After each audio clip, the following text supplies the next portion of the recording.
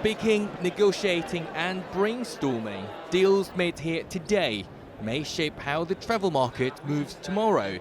China's expanding visa-free list has become one of the big talking points at the world travel market, seen as a catalyst for the world's tourism recovery.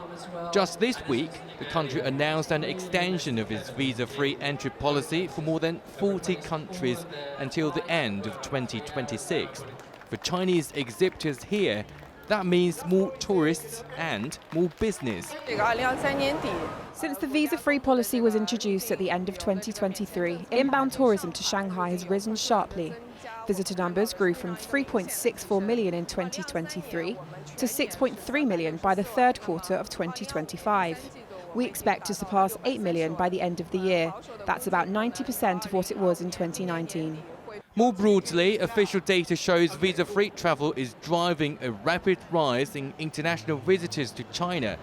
Between July and September alone, the number of trips made by foreign nationals to China under the visa-free scheme exceeded 7 million, up more than 48% year-on-year. Online travel platforms are seeing the same momentum. On our own platform, we are seeing triple-digit growth in terms of inbound travel from the rest of the world into mainland China.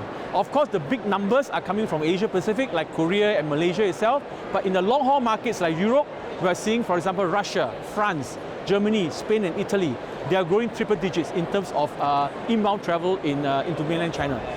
Experts say China's visa-free scheme stands a signal of openness that fuels global travel demand. When countries open their visas to countries, you then see an uplift of between 15 and 20% on average over subsequent years.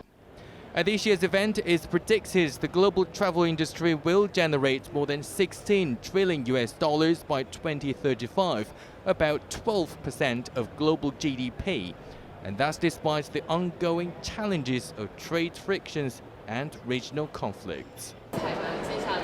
In a world of uncertainty, easing borders may prove the surest way to bring the world together.